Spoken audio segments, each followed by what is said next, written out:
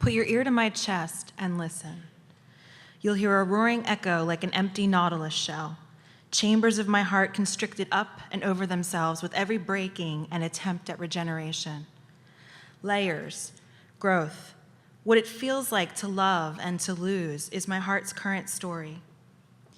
But this is the heart story I'm telling you today, the one of the last heart I saw.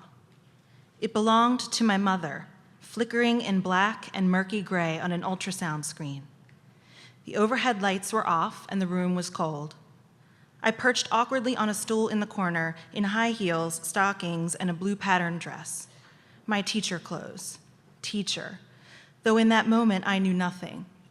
The depth of that ignorance shatters me now. My mom wore dark baggy pants and a sweater the technician had raised up. Bra unhooked, the pure white skin of her draped with a thin blanket. She was nervous, my mother, making conversation with the pretty red-headed technician to fill the vast clinical space between them. Now I think to myself, why didn't you go to her? Why didn't you touch her leg and sit close by and hold on? All the things I didn't know. But beyond my ignorance at what was coming, there was also a deep, hushed reverence that kept me immobile and alert, staring intently into that monitor. I was a daughter, looking right into her mother's infinite heart. It felt sacred, like a rite of passage, and I recognized it immediately.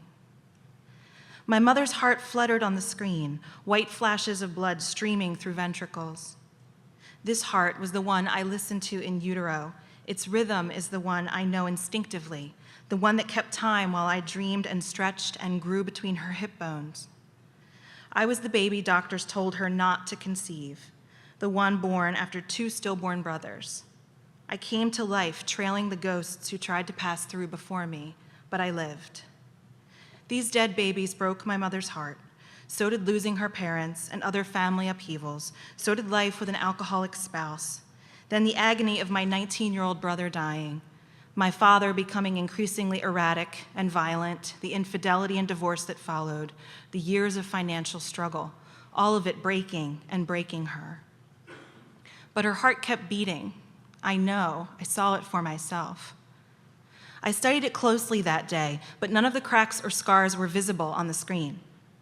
I took it all in, watching the filaments and muscles beating so strong. And I just knew we were okay. Nothing would be wrong with her. I felt sure of it. I kissed her goodbye in the waiting room where she and my sister lingered for her second test. My lips to her soft cheek, her perfume of vanilla and sugar. I told her to call me later. I went to teach my next class, inspired and moved by what I'd seen. I told her on the phone that night that I'd write about the experience of seeing her heart one day, and she laughed and said, "I know you will." The next time the phone rang, it was just before dawn, and my sister was on the other end, screaming and keening that she'd just found my mother dead when she went to wake her for their tea and morning routines with our kids. My mother, gone. I dropped the phone, fell onto the floor, and curled up in a knot of grief.